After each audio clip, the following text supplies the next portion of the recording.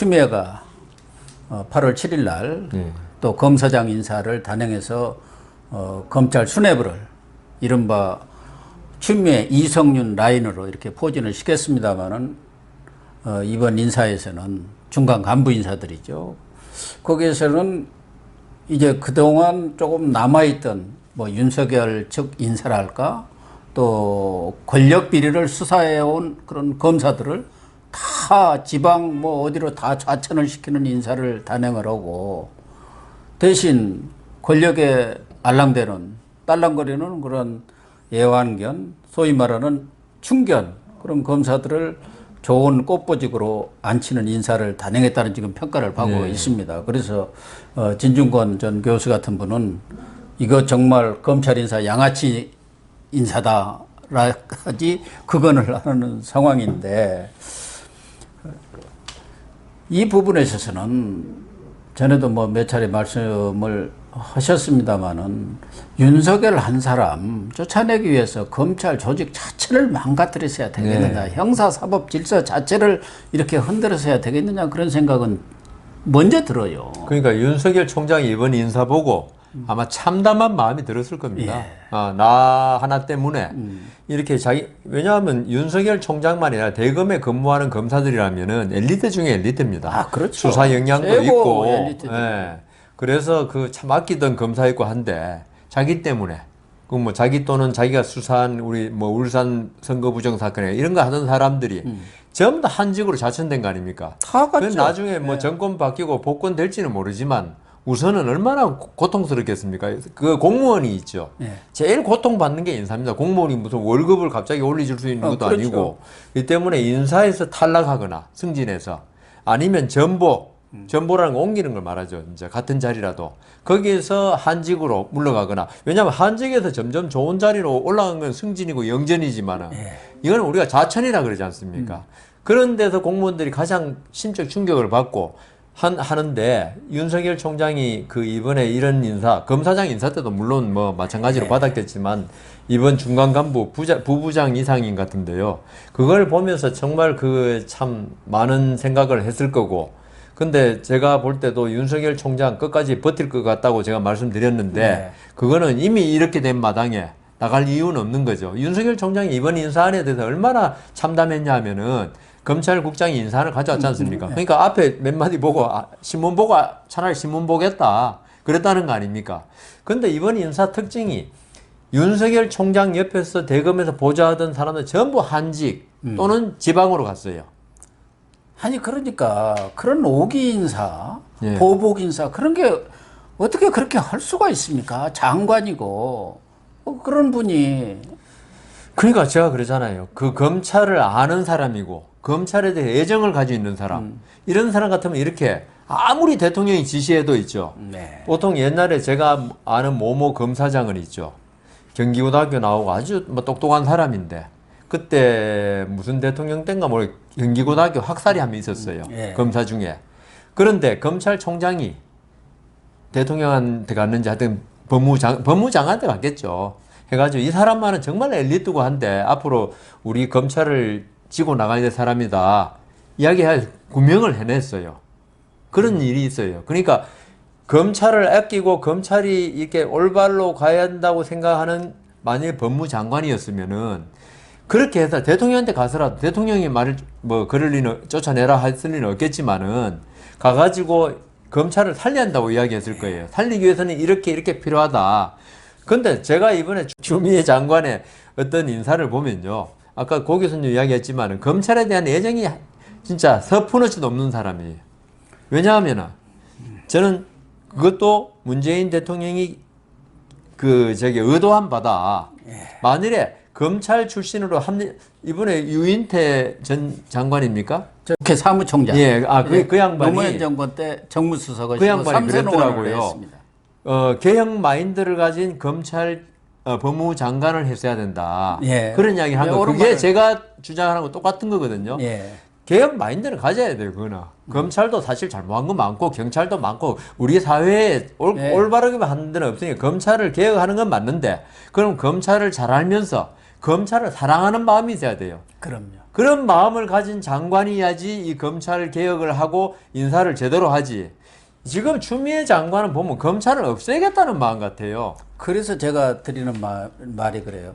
예를 들면 윤석열 총장이 자기 측근들이라든가 또 유능한 검사들이 좌천이 되고 뭐 지방으로 쫓겨나고 그런 것들도 마음이 아프겠지만 가장 중요한 것은 그러한 것이 또 그러지만 지금 이번 인사를 보면은 검찰이 갖고 있는 권력 비리 수사라든가 또 검찰이 꼭 지켜야 할 어떤 그런 조직의 안정성 이런 것 자체를 완전히 무력화시켜버리는 거예요. 그러니까 검찰 자체를 망가뜨려버리는 거, 조직 자체를. 이거는 바꿀 수도 없잖아요. 지금 법까지 또 대통령령까지 고쳐가지고 직제 개편을 해버렸기 때문에 이걸 다시 사람은 인사발령 하나로 왔다 갔다 할 수 있지만 조직은 그렇게 쉽게 바꾸기가 좀 어렵지 않습니까? 그래서 제가 볼 때 이번에 윤석열 총장이 뭐 추미애 장관 들어서고 나서 물러나고 진짜 말 잘 듣는 사람 됐으면 이 정도는 안 됐을 겁니다. 네, 그렇겠죠. 안 되고. 저는 조국만 있어도 그렇게 못했을 것 같아요. 그 사람은 그래도 뭐 교수 출신이어가지고 좀 마음도 약해서 이렇게까지는 못했을 것 같은데 검찰도 좀 무서워 하는 사람이고. 근데 추미애는 자기가 5선 의원에 판사도 했고 당대표까지 하고 원래 뭐 유명한 추고집이라고 할 정도로 그런 사람 아닙니까? 그래서 이 지금 정권에서 볼 때 경찰은 만만하게 보는 것 같아요. 우리가 얼마든지 컨트롤할 수 있다. 사실 경찰 독립, 뭐 사법권 독립 이런 건 말은 안 해요. 검찰부터 준사법부의 독립 뭐 이야기하죠. 왜냐하면 기소권을 가지고 있으니까. 경찰에 대해서는 우리 준사법부를 안 그러거든요. 그건 진짜 행정부의 일원이지. 그래서 이 정권에서 이 윤석열 총장이 지금 있는 상태에서는 경찰을 갖다가 우리 편으로 만들어가지고 전국을 좌지우지해야 되겠다. 그러려면은 검찰의 권한을 축소할 수밖에 없어요. 수사권 중에 상당 부분을 나중에 뭐 회복될지 안 될지 모르지만 검찰 수사권 다 저리 넘겨. 그걸 경찰로 넘겨가지고 경찰이 수사도 만들면 윤석열 할아버지가 있어도 그렇죠. 경찰이 좀 다 하고 검찰은 그냥 뒤치다거리 하는 예? 사실 기소권이 있다 하지만 있죠. 수사권이 무력화된 기소권은 큰 의미가 없는 거예요, 그게.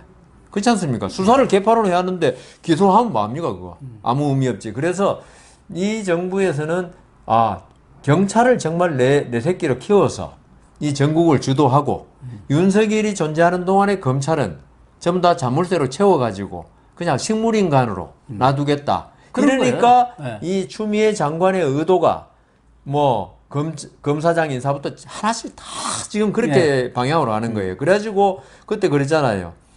검찰이 사실 제일 중요한 게 반부패하고 공공인데 그거는 축소하고 그다음 경찰들이 다 할 수 있는 절도, 강도 이런 그 형사범위 일반 형사범위라 그래요 우리는.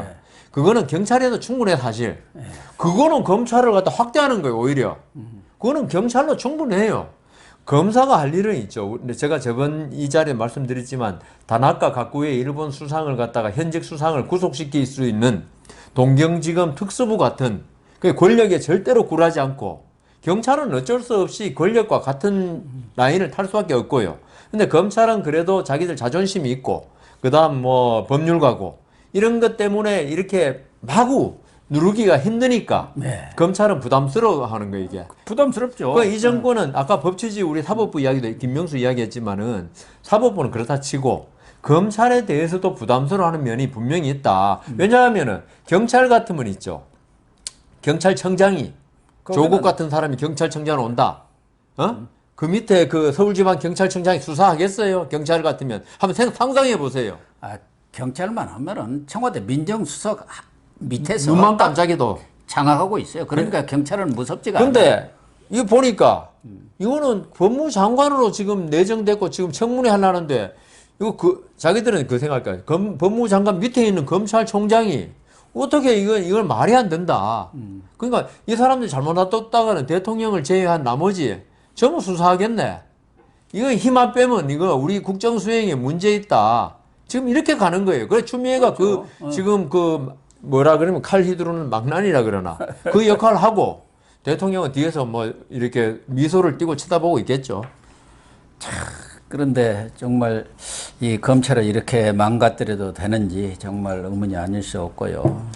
또 하나는 최근에 문재인 대통령이 공권력을 지금 강조를 하고 있어요. 공권력을 엄정히 행사해야 한다. 정말 좋은 말입니다. 공권력이 그동안 민노총이라든가 2018년, 그렇죠. 2019년 보면은 완전히 경찰은 무력화돼 버린 거 아닙니까? 민노총 앞에서는 벌벌벌 기고 다른 엉뚱한 이런 시민들한테는 또 공권력을 강하게 행사를 했는데 최근에 코로나 이 와중에서 정부와 대한의협 그러니까 의사들과의 지금 갈등이 심화되고 있는 것 아니겠습니까?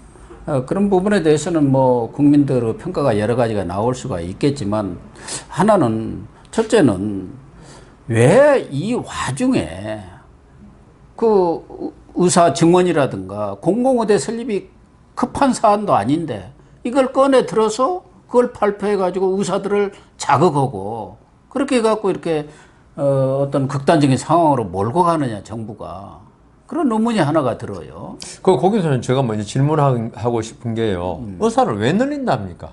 지금 이 와중에. 뭐 코로나 진단할 의사가 적어서 그런 겁니까? 그게 아니죠. 지금 특히 공공의대가 지금 논란이 되고 있는데 지금 공공의대가 의대만 만들어서 되는 것이 아니고 병원이 시하고 어마어마한 돈이 들어갑니다. 지금 예를 들면 의사가 부족하다든가 특수 분야 예를 들면 뭐 외상이라든가 뭐 이런 부분에 응급이라든가 이런 데 안 가면 거기에 대해서 적극적인 지원을 해주고 수가를 맞춰주면 다 와요. 그러니까 공공의대를 안 만들어도 알겠습니다. 되는데 그러니까. 왜 그러냐? 지역에 있는 국회의원이라든가 또 그쪽에 무슨 시도 의원들 그 사람들은 거기 의대를 하나 만드는 게 아주 표에 제일 큰 영향력이 있고 또 지금 그것은 시험도 아니고 추천으로 가겠다는 시민단체 간답니다. 그것도. 시도 원래는 지사가 하려고 했다가 그 말썽이 있고 그러니까 뭐 시민단체들 이런 사람들도 위원회를 구성해서 거기서 추천을 하겠다니까 아니 그러면은 현직에 있는 의사들 또 전공의들이라든가 의대생 입장에서는 그렇게 어렵게 들어왔는데 이건 공정의 문제에 어긋나는 거 아니냐. 왜 그 사람들만 특혜를 주느냐. 또 필요도 없는 공공의대를 그렇게 많이 만드느냐. 그리고 근데 그 공정성 문제는 뭐 어떻게 외부에서 보면 밥그릇 싸움으로 보일 수 있으니까 그건 차치하고 근데 의사란 게 있죠. 우리가 의사 그래서 그렇지 사실 내가 아플 때 내 생명을 갖다 다루는 사람입니다. 이 생명을 다루는 사람의 어떤 자질이라든가 어떤 지능이라든가 기술이라든가 이게 제일 훌륭한 사람한테 받고 싶어 하잖아요. 그래서 우리나라 사람들 뭐 어지간하면 서울대 병원 가고 하잖아. 지방에서 받을 걸 자기 목숨이 아까우니까. 그 서울대 병원에 왜 갑니까? 서울대 의대에 들어갈 정도면은 우리나라에서 최고 지능도 높고 어떤 그 여러 가지로 훌륭하다고 생각하기 때문에 가는 거 아닙니까? 그리고 최신 의학 기술을 제일 먼저 받아들일 수 있는 능력이 있고. 근데 의사를 갖다 시민단체에서 한다. 이러면은요, 다른, 사실 저는 공무원이나 법관은 오히려 시민단체 해도 돼요. 추천해도. 그건 사람 목숨하고 관계없어. 나중에, 물론 여러 가지 손해는 있지만, 그렇지만, 목숨을 다루는 직업을 있죠. 어떤 지금 그런 요새 현대판 음서라 그러더라고요. 그런 이야기 나오듯이 별로 실력도 없고, 그 다음 어떤 능력도 없는 사람이 의사 돼가지고, 의사란 걸 아주 쉽게 보는 것 같아요. 의사 하는 걸. 어렵죠. 어려운데. 그러니까 어려운데 쉽게 들어가려고 지금 하는 것이죠. 제가 그 이야기 하나 할게요. 제가 서울법대 옛날에 한 친구가 수능 187점인가 맞았는데 미달돼가지고 이제 자기는 다 떨어지니까 제일 좋은 대학이나 한번 지원했다고 넣어봤다가 미달인 바람에 돼버렸어요. 그러게 또 그때 졸업정원제 졸업정제 되면서 그런데 그 친구가 못 다닙니다. 1년인가 2년 도저히 수업을 못 따라가니까.